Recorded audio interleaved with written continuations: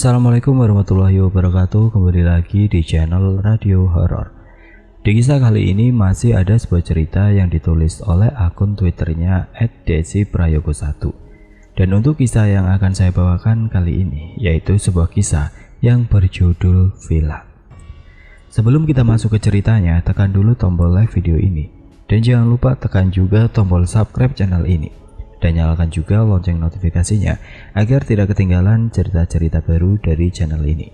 Dan bagi teman-teman yang ingin membaca langsung ceritanya, nanti silahkan saja kunjungi linknya yang nanti akan saya sertakan di kolom deskripsi.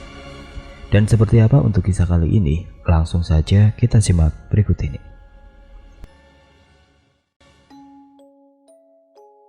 Sesuai judul yang ada gambar, pasti kalian gak asing dengan villa.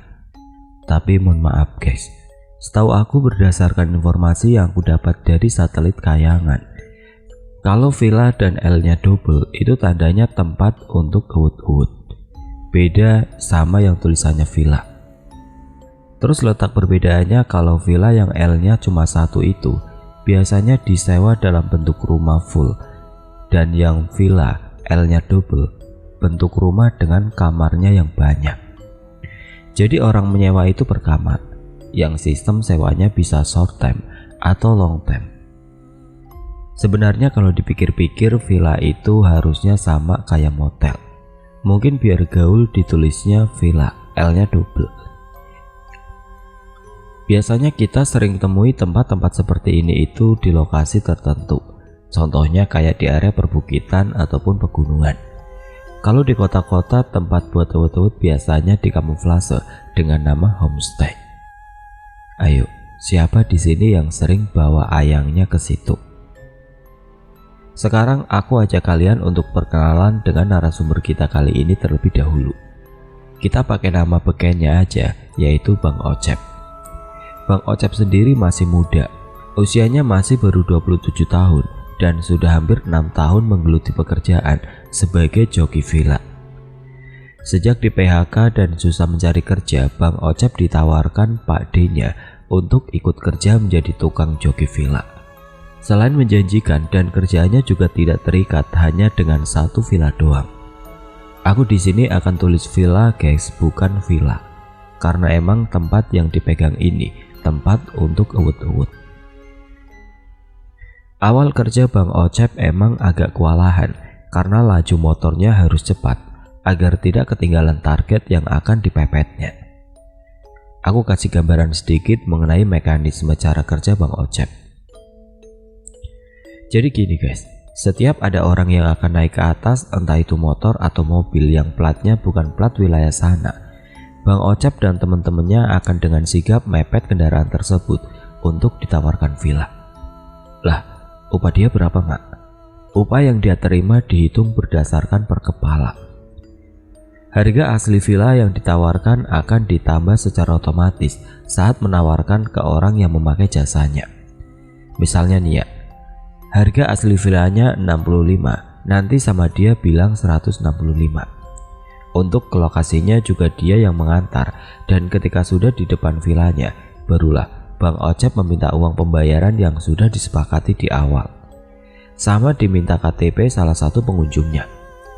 Nanti Bang Ocep yang akan membayar villa dan memberikan kuncinya. Kalau udah selesai semua, ya dia akan pergi cari mangsa lagi. Begitu terus, tapi kadang agak susah. Karena biasanya orang-orang sudah negeri jalan ke hotelnya. Jadi kebanyakan mereka langsung ke lokasi dan tidak memakai jasa Bang Ocep. Meskipun begitu, setidaknya setiap harinya dia masih ada pemasukan untuk makan. Pertama awal kerja Bang Ocep hanya megang 1-3 villa kenalan Pak D-nya itu. Tapi lama-kelamaan hampir semua villa di sana memakai jasa Bang Ocep. Dan pemilik villa di sana sudah kenal semua dengan Bang Ocep. Baik, di sini aku tidak akan menyebutkan lokasi tempat Bang Ocep kerja ataupun villa yang akan diceritakan kali ini, demi kenyamanan banyak pihak. Bang Ocep sendiri ingin menceritakan ulang cerita tentang villa yang kosong. Cerita ini sebenarnya sudah lama tersebar dari mulut ke mulut dan tidak henti-hentinya. Para orang tua di sana selalu menakut-nakuti anaknya ketika sudah masuk waktu surup. Tapi anak-anaknya tidak mau masuk rumah. Biasanya para orang tua akan bilang seperti ini, "Awas, nanti dibawa Mbak Narti." By the way, lokasi villa-villa ini juga sangat-sangat menyatu dengan area perkampungan warga sekitar sana. Jadi ada villa dan ada juga rumah-rumah warga, perpaduan yang sangat-sangat istimewa. Mungkin para orang tua di sana sudah memiliki strategi cara mendidik anak agar tidak kebablasan sampai bisa masuk villa-villa begitu. Kan serem ya, apalagi rumahnya dekat. Izinnya ngaji ternyata hinggap di sana dan dihap. Wah, amit-amit jangan sampai ya. Secara spesifik kapan kejadian itu terjadi, Bang Ocep tidak bisa memastikan karena lupa ingat. Seingat dia waktu itu Bang Ocep masih duduk di bangku SMP kelas 1, jadi cukup lama juga. Ceritanya di dekat rumah Bang Ocep ini ada sebuah rumah 2 lantai dan di dalam rumah itu terdapat 8 kamar. Villa itu menyewakan setiap kamarnya. Kadang juga menerima bookingan untuk sewa full satu rumah, tapi kadang-kadang. Biasanya sih setahun sekali pasti ada yang sewa satu rumah full untuk rombongan yang rekreasi ke sana. Di suatu hari kalau Bang Ocep nggak salah ingat, saat itu pas Sabtu pagi. Rumah itu ramai banget. Ada orang teriak-teriak di sana, katanya dia menemukan mayat perempuan di kamar nomor 5. Orang-orang yang teriak-teriak ini adalah pengurus villa tersebut. Panggil saja Mbak Eni. Wanita berusia 35 tahun ini kaget saat ingin membersihkan kamar nomor 5. Dia justru menemukan mayat seorang perempuan di atas kasur. Mayat perempuan ini hanya memakai dress mininya tanpa dalemannya. Seakan bajunya pun terlihat seperti dipaksakan dipakai. Perempuan ini dibunuh dengan cara dicekik dan saat ditemukan wajahnya ditutupi dengan sarung bantal. Menurut kesaksian Mbak Eni, harusnya pengunjung kamar nomor 5 itu sudah check out dari semalam karena memang hanya memesan kamar untuk short time. Tapi karena Mbak Eni semalam sedang capek banget, makanya dia baru membersihkan kamar itu di keesokan harinya. Setelah dipanggilkan polisi dan dilakukannya proses evakuasi jenazah, barulah diketahui identitas dari jenazah tersebut, yaitu bernama Narti, perempuan asal kota J dan seorang janda berusia 31 tahun. Lantas polisi meminta kesaksian penjaga villa yang semalam. Ternyata yang menjaga semalam adalah Mas Beni. Waktu polisi bertanya, Mas Beni membenarkan pernyataan Mbak Eni kalau pengunjung kamar nomor 5 sudah check out dari semalam. Akan tetapi Mas Beni hanya melihat laki-lakinya saja. Dia tidak berpikir aneh karena pikirannya saat itu mungkin si perempuannya sudah pulang duluan kayak biasanya. Maksudnya gini Rek, fine aja, di tempat itu juga disediakan perempuan yang dibayar untuk memuaskan para lelaki hidung belang yang memakai jasa mereka. Mas Beni ngiranya Mbak Narti sama kayak perempuan-perempuan yang biasanya di BO dan dibawa ke villa itu.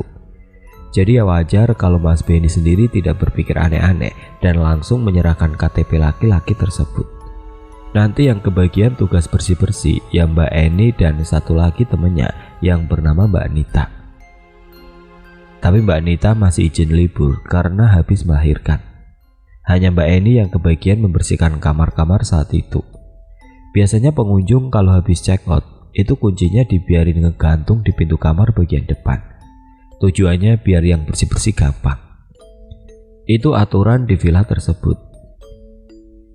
Entah di villa-villa yang lain bagaimana.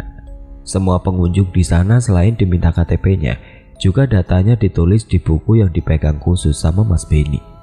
Saat polisi meminta data tersebut, di sana tertulis nama Bandi Hermawan. Polisi langsung menyimpulkan hubungan antara korban dan laki-laki yang diduga sebagai pelaku tunggal ini adalah pasangan selingkuh. Sebab di KTP laki-laki ini berstatus menikah, sedangkan di KTP korban janda. Kebetulan yang menyewa kamar nomor 5 hari itu ya hanya laki-laki yang bernama Bandi saja. Sayangnya di situ tidak tertulis alamatnya, hanya ada nomor teleponnya. Ketika polisi menghubungi nomor tersebut, ternyata nomornya belum terdaftar. Berarti pelaku mencantumkan nomor telepon asal, bukan nomor telepon sebenarnya. Beruntungnya villa tersebut ternyata di area pintu masuk ada CCTV tersembunyi yang memang sengaja dipasang oleh pemilik villa. Tujuannya agar untuk meminimalisir tindak kejahatan, sebab di villa tersebut sering sekali pengunjung kehilangan helmnya. Lanjut, polisi juga tidak luput memeriksa akses CCTV tersebut dan bersyukur nomor polisi kendaraan pelaku terdeteksi. Entah gimana, menurut info yang Bang Ocep dapat, dengan berbekal rekaman CCTV tersebut, polisi akhirnya bisa menangkap Mas Bandi di mes tempat kerjanya. Ternyata Mas Bandi sendiri bekerja sebagai kuli bangunan yang sedang ada proyek di kota sebelah. Jadi lokasi penangkapannya tidak terlalu jauh. Dan Mas Bandi sendiri tercatat secara resmi sebagai salah satu warga yang rumahnya tidak terlalu jauh dari situ. Tanya kenal korban di mana? Katanya dikenalin sama kenalannya atau mungkin langganannya ketika dia mampir ke tempat villa itu. Dan tentunya juga seorang perempuan BO-an. Mas Bandi juga mengaku kalau dia nggak tahu korban ini termasuk orang BO-an atau gimana. Pokoknya Mas Bandi ini tertarik sama korban. Pas mereka janjian ketemu dan eut-eut, semakin lama korban ini ngelunjak. Ada saja yang dia minta. Berarti antara dia dan korban sudah menjalin hubungan yang cukup lama. Bahkan Mas Bandi juga mengaku kalau dia eut-eut di situ dengan korban tidak hanya sekali 2 kali. Dan setiap kali bertemu, korban selalu meminta uang dengan jumlah yang cukup banyak. Kalau nggak dikasih, Mas Bandi akan diancam dilaporkan ke istrinya. Karena merasa tertekan, akhirnya Mas Bandi membunuh Mbak Narti hari itu juga. Katanya sih terpaksa, benar-benar membuat otakku meluap-luap. Nyawa orang seakan nggak ada harganya. Saat penangkapan pun istrinya diberitahu oleh pihak kepolisian. Istrinya merasa kaget dan terpukul atas tindakan yang dilakukan oleh suaminya.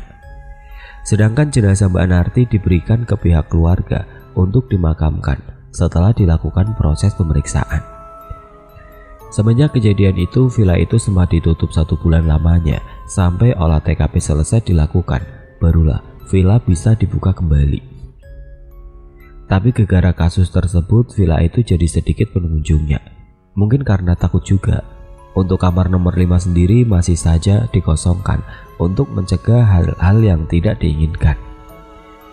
Sebenarnya saat villa diadakan olah TKP, polisi yang bekerja saat itu sering mendapat gangguan di lokasi kejadian. Tapi para polisi ini berpikir biasalah, namanya juga tempat bekas pembunuhan, pasti ada aura-aura mencekamnya dan itu sudah biasa bagi mereka. Bahkan sejak kejadian itu, warga sekitar yang rumahnya tidak jauh dari villa juga merasa sering diganggu dan sering sekali melihat penampakan. Entah itu sosok perempuan yang nangkring di pohon mangga belakang villa di malam hari, atau tiba-tiba dengar lolongan anjing yang dibarengi oleh suara perempuan menangis. Belakang villa ini juga masih ada beberapa villa kecil-kecil dan rumah-rumah warga. Di belakang villa itu ada pohon mangga yang lokasinya ada di luar tembok belakang villa, jadi bisa terlihat dari arah rumah-rumah yang ada di belakangnya villa. Paham kan kalian maksudku? Selain warga sekitar, pegawai-pegawai yang bekerja di situ juga tidak luput dari teror. Pernah Mbak Eni sekitar pukul 9 malam membersihkan salah satu kamar di lantai 2 yang otomatis deretan tempat kejadian. Tapi Mbak Eni saat itu sedang membersihkan kamar nomor 8 yang ada di pojokan. Saat melintas kamar nomor 5, dia gak mikir aneh-aneh dan hanya berdoa sekuat tenaganya. Justru gangguan yang dialaminya itu ketika dia masih ada di dalam kamar nomor 8. Saat dia mengganti spray kamar nomor 8, tahu-tahu saat melintasi kamar nomor 5, dia gak mikir aneh-aneh dan hanya berdoa sekuat tenaganya. Justru gangguan yang dialaminya itu ketika dia sudah ada di dalam kamar nomor 8. Saat dia mengganti spray kamar nomor 8, tahu-tahu dia mendengar air shower di kamar mandi nyala-nyala sendiri. Dari dalam kamar mandi dia mendengar ada perempuan yang seakan sedang mandi sambil bernyanyi. Padahal dia tahu kalau pasangan pengunjung kamar nomor 8 sudah pergi. Lantas perempuan yang ada di dalam situ siapa? Pikirannya udah mulai kemana-mana. Dia merasa ada yang tidak beres di dalam kamar mandi. Mbak Eni langsung segera mungkin membereskan pekerjaan dan segera turun ke bawah. Akan tetapi niatnya ciut. Akhirnya dia tinggalkan pekerjaannya itu dan berniat untuk turun. Belum sampai dia keluar kamar, Pintu yang sedari awal sengaja dia buka, tahu-tahu terbanting dan tertutup. Mbak Eni mencoba membuka pintunya, ternyata tidak bisa. Dia mencoba teriak tapi gak ada yang datang menghampirinya. Sedangkan sosok di dalam kamar mandi semakin memperkeras suara nyanyiannya. Yang dinyanyikan juga lagu cicak-cicak di dinding. Mohon maaf nih ya, itu setan apa guru PAUD? Selain itu lampu di kamar itu mati nyala sendiri gak jelas. Tahu-tahu juga TV yang ada di kamar itu nyala-nyala sendiri di channel berita tentang pembunuhan. Rasanya Mbak Eni sudah pasrah saat itu. Dia cuma bilang, "Kalau mau ganggu ya silahkan, ganggu. Tapi jangan apa-apakan aku karena aku tidak ada hubungannya sama kematian kamu.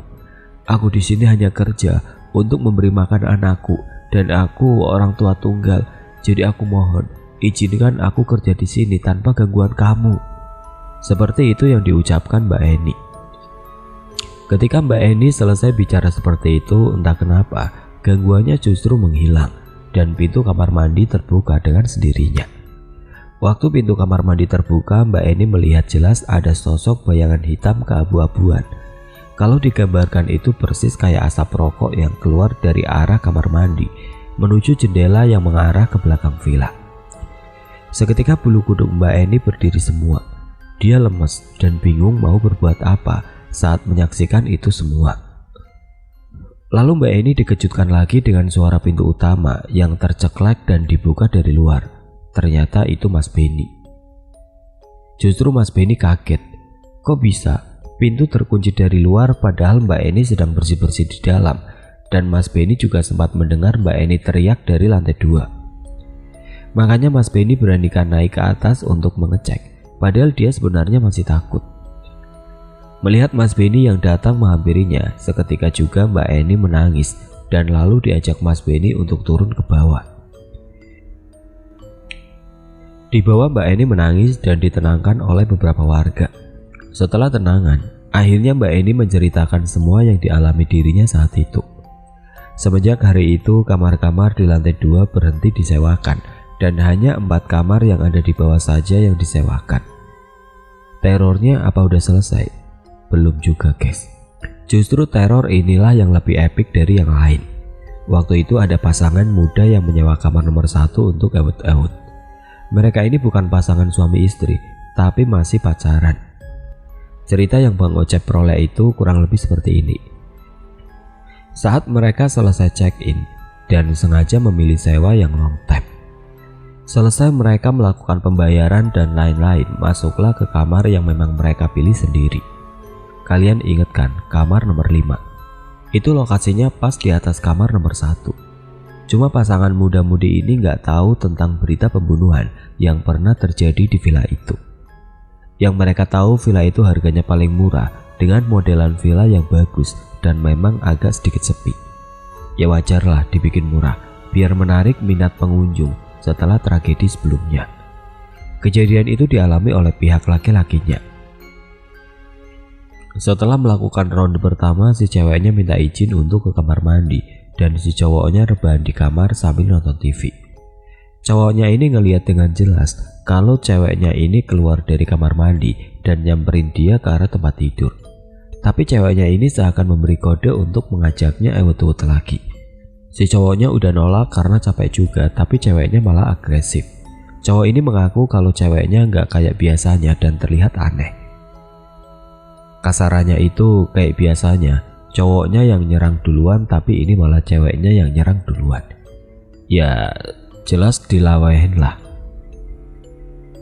Cowok mana yang gak terangsang pas digituin dan pasti gak nolak juga toh. Dia ini sudah memastikan kalau dia benar-benar tidak dalam kondisi ngelindur ataupun halu. Dia juga udah pastiin ke semua warga kalau dia sama sekali gak lagi pakai narkoba ataupun habis mabuk-mabukan. Jadi kondisinya saat itu benar-benar sadar 100%. Ini aku cerita dulu bagian dari sudut pandang cowoknya ya, nanti baru sudut pandang ceweknya. Pas waktu adegan gantian posisi ceweknya di atas, si cowoknya ini kaget karena wajahnya berubah jadi wajah tante-tante yang dia sendiri gak kenal itu siapa. Katanya wajahnya bengkak, membiru, dan di hidungnya keluar lendir berwarna kekuningan pekat. Lalu sosok itu berkata, "Enak mas." Spontan si cowok langsung teriak sambil dorong sosok itu ke belakang. Lalu si cowok berdiri sambil pakai boxernya. Saat dia mengedarkan pandangan ke sekeliling kamar, ternyata nggak ada siapa-siapa. Lalu dia berlari keluar kamar, hanya memakai boxer sambil meminta tolong. Warga yang mendengar itu langsung berlari ke arah villa dan ditenangkannya cowok itu. Pas ditanya ceweknya mana, si cowok hanya menjawab, "Nggak tahu pak, tahu-tahu saya malah ketemu setan di dalam sana." Karena merasa penasaran, warga pun mengecek ke dalam kamar. Mereka mendengar ada yang menggedor-gedor pintu kamar mandi dari arah dalam. Pas didengar ternyata suara perempuan. Saat dibuka ternyata ceweknya terkunci di dalam kamar mandi hanya menggunakan handuk. Ibu-ibu yang kebetulan ada saat kejadian diminta tolong untuk membantu si ceweknya memakai bajunya. Dan bapak-bapak memberikan baju si cowoknya. Sekarang aku ajak kalian ke sudut pandang ceweknya.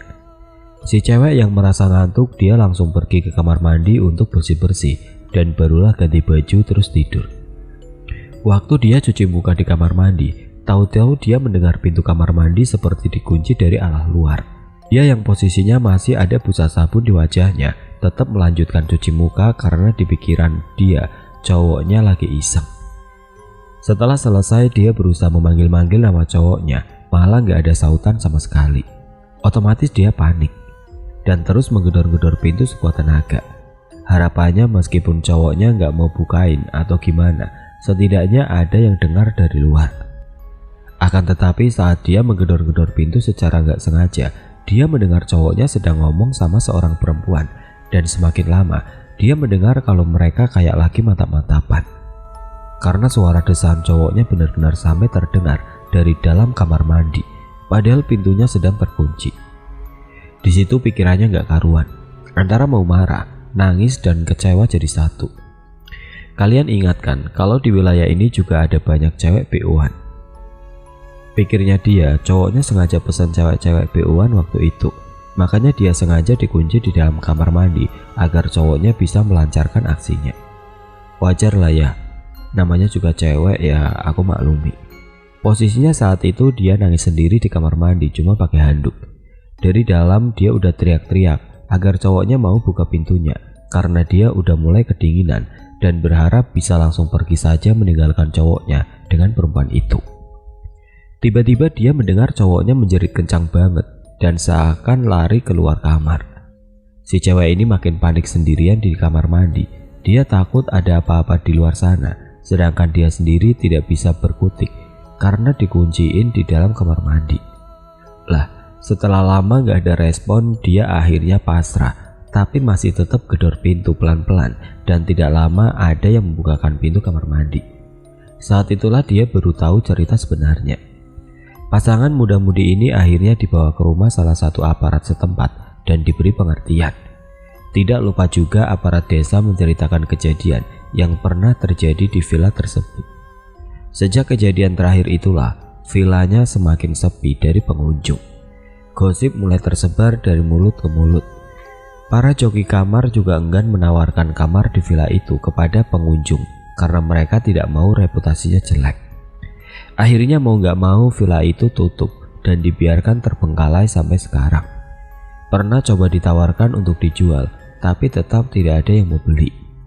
Pemilik villa sendiri juga enggan tinggal di sana karena anaknya yang bayi sering banget nangis ketika sudah masuk waktu maghrib dan baru berhenti saat sudah masuk adzan subuh.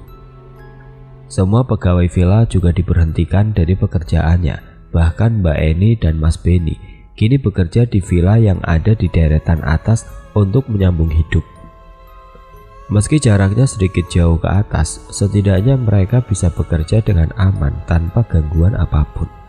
Sekarang villa itu kalau dilihat dari arah luar, nampak seperti rumah hantu. Bayangin, rumah itu cukup besar dan dibiarkan terbengkalai begitu saja. Terlihat juga lumut-lumut sudah mulai memenuhi seluruh bagian. Kini atmosfernya berubah menjadi lembab dan benar-benar sudah penuh oleh semak-semak yang tumbuh liar di sana. Meski begitu, sosok Mbak Narti tetap saja masih meneror warga setempat. Terkadang warga atau joki kamar yang kebetulan melintas di jalan depan villa tersebut melihat sosok perempuan dengan baju mini dress, bunga-bunga yang sangat lusuh. Persis seperti baju terakhir yang dikenakan Mbak Narti saat ditemukan terakhir kalinya. Seperti berdiri mematung tapi mengarah ke arah villa, jadi membelakangi para orang-orang yang berlalu lalang di sekitar villa. Biasanya hanya di jam-jam tertentu warga bisa melihat penampakan Mbak Narti di villa itu. Semisal sekitar pukul 10 malam sampai pukul 3 pagi. Selain jam-jam itu ya warga hanya melihat penampakan villa yang sudah tua dan sebagian bangunannya sudah nampak seperti mau roboh. Katanya sih, di sana juga masih banyak penampakan hantu selain sosok Mbak Narti. Namanya juga rumah tua yang tidak berpenghuni. Pasti ada aja makhluk tidak kasat mata yang ikut nangkring di rumah itu. Tetapi arwah Mbak Narti lah yang dominan di sana. Kita doakan saja semoga arwah Mbak Narti bisa tenang di dalamnya, dan untuk keluarga yang ditinggalkan semoga diberikan ketabahan dan ikhlas dalam melepaskan Mbak Narti. Untuk pelakunya sendiri sudah diberikan hukuman yang setimpal atas perbuatannya. Tapi Bang Ocep tidak tahu kabar pelakunya sekarang seperti apa. Aku percaya hukum di Indonesia ini bisa adil, meski ya kadang hukum di Indonesia bisa dibayar dengan uang. Dan di daerah sekitar juga masih banyak banget villa ataupun rumah warga yang terbengkalai. Kalau dilihat dari luar, pas malam hari itu kesannya kayak lagi wisata horor. Pesan yang bisa kita ambil dari cerita ini sebenarnya cukup simpel. Sayangilah pasanganmu. Meski kadang pasangan kita itu suka bikin kita jengkel, nangis, marah dan lain-lain, tapi dia tetap pasangan kita. Tetaplah istri maupun suami kita. Kamu dulu yang berusaha payah mendapatkan dia, tapi setelah bisa mendapatkannya, kamu justru mengecewakannya. Dia pun sama. Waktu menerimamu juga pasti sudah melalui banyak pertimbangan panjang dalam hidupnya. Tentunya itu sangat sulit baginya. Coba ingat kembali komitmen akad ketika ingin berselingkuh. Wajar manusia melakukan kesalahan dalam hidupnya, tapi selingkuh bukanlah sesuatu yang bisa dianggap wajar. Oke lah, kalau masih pacaran bisa putus, tapi kalau sudah menikah, janji akad seumur hidup di hadapan Allah itu berat. Kalau kamu masih bisa sanggup dengan komitmen itu, ya jangan melangkah lebih jauh dalam menjalin hubungan dengan seseorang. Justru nanti kamu bisa melukai perasaan banyak orang. Bukan hanya perasaan pasanganmu saja, tapi juga perasaan anak yang sudah dikaruniai anak, dan tentunya perasaan orang tua masing-masing. Jika pasanganmu ada salah atau fisiknya sudah membuatmu bosan, ajaklah dia duduk ngeteh cantik dan bicarakan dari hati ke hati. Selain keluhanmu, dia pun juga punya keluhan, hanya saja dia pandai menyembunyikan semuanya. Setiap masalah pasti ada solusinya.